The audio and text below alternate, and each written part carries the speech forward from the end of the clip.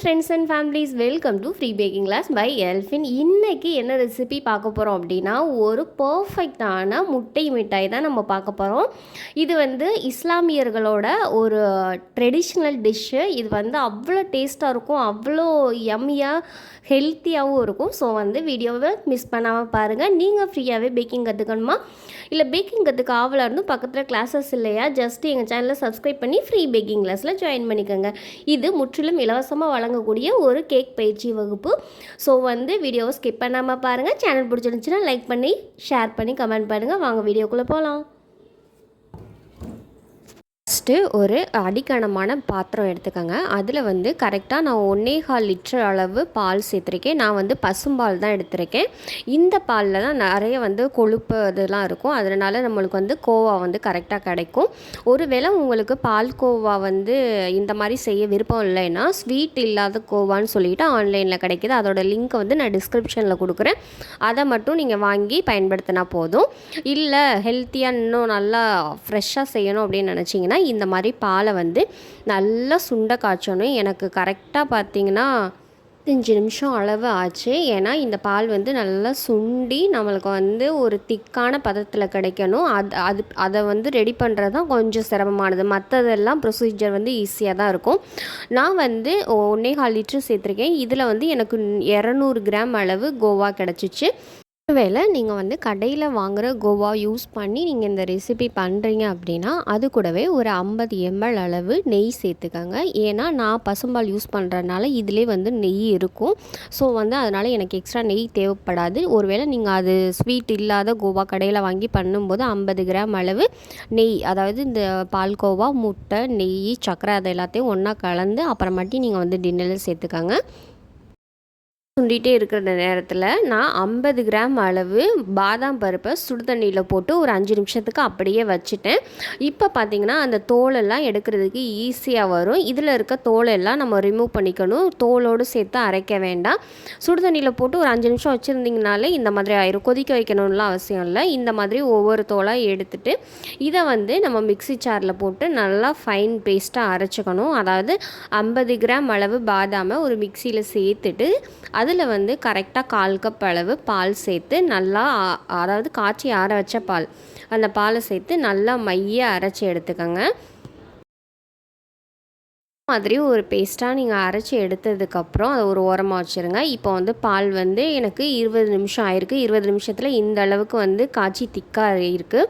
இன்னும் ஒரு 15 நிமிஷம் நான் நல்லா கிளறிட்டே இருந்தேன். அதுக்கப்புறம் இந்த மாதிரி ஒரு டெக்ஸ்சருக்கு வந்துச்சு. இந்த டெக்ஸ்சருக்கு வந்ததுக்கப்புறம் நான் அடுப்பை ஆஃப் பண்ணிட்டேன். ஆஃப் பண்ணிவிட்டு நம்ம எவ்வளோ வெயிட் இருக்குதுன்னு செக் பண்ணி பார்த்தப்ப எனக்கு 210 கிராம் அந்த அளவுக்கு இருந்தது. கரெக்டாக கோவா 200 கிராம் இருக்கிற மாதிரி பார்த்துக்கோங்க. செக் பண்ணதுக்கப்புறம் அதே பாத்திரத்தில், அதாவது நம்ம கோவா ரெடி பண்ணோம்ல, அதே பாத்திரத்தில் அந்த கோவாவை சேர்த்துக்கோங்க. ஒருவேளை இந்த கோவா நீங்கள் ரெடி பண்ணலைன்னா கடையில் வாங்குகிற கோவாவை நீங்கள் டேரெக்டாக ஒரு பேனில் சேர்த்துட்டு 200 கிராம் அளவு சர்க்கரை சேர்த்துக்கோங்க. அதாவது எந்த அளவுக்கு கோவா எடுக்கிறீங்களோ அந்த அளவுக்கு சர்க்கரை சேர்த்துக்கோங்க. அதாவது 250 ml கப்பில் 1 கப் அளவு சர்க்கரை சேர்த்துட்டு இதில் ரூம் டெம்பரேச்சரில் இருக்க முட்டை கரெக்டாக 6 முட்டை அளவு சேர்த்துக்கோங்க. கரெக்டாக ரூம் டெம்பரேச்சரில் தான் இருக்கணும். அதே மாதிரி பேன் அடுப்பில் வச்சுருக்கக்கூடாது. நார்மலாக கீழே வச்சு அதில் இந்த ட்ரை இன்க்ரீடியண்ட்டு, சர்க்கரை, பால் எல்லாத்தையும் சேர்த்து நல்லா மிக்ஸ் பண்ணணும். இப்போ நான் 6 முட்டை சேர்த்துருக்கேன். 6 முட்டை சேர்த்ததுக்கப்புறம் நம்ம லைட்டாக கலந்துக்கலாம். எல்லாம் ஒன்றா மிக்ஸ் ஆகிற அளவுக்கு லைட்டாக கலந்து எடுத்துக்கலாம்.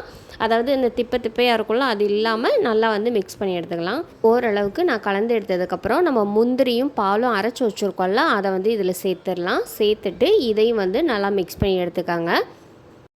அடுப்பை பற்ற வச்சுட்டு சிம்மில் வச்சுட்டு அதில் நம்ம இந்த எல்லாத்தையும் கலக்கி வச்சுருக்கோம்ல, அந்த பேனை வச்சுருங்க. வச்சுட்டு மிதமான சூட்லேயே ஒரு 7லேருந்து ஒரு 10 நிமிஷம் வரைக்கும் மிதமான சூட்லேயே நம்ம கிளறணும். கிளறினீங்கன்னா ஒரு ஸ்மூத்தான டெக்ஸ்சரில் வரும். டெக்ஸ்சர் வர்ற வரைக்கும் நீங்கள் மெல்லமாக கலந்து கொடுத்துட்டே இருக்கணும். ஹை ஃப்ளேமில் வச்சிடாதீங்க, அடி பிடிச்சிரும். இப்போ இந்த மாதிரி டெக்ஸ்சர் கேக் பேட்டர் இருக்கலாம், அந்த டெக்ஸ்சர் வந்ததுக்கப்புறம் ஸ்டவ் ஆஃப் பண்ணிவிட்டு 1 டீஸ்பூன் அளவு சாஃப்ரான் எசன்ஸ் சேர்த்துக்கோங்க. அதாவது குங்குமப்பூ எசன்ஸ் சேர்த்துக்கோங்க. நீங்கள் குங்குமப்பூ எசன்ஸ் இல்லைன்னா குங்குமப்பூ கூட சேர்த்துக்கலாம்.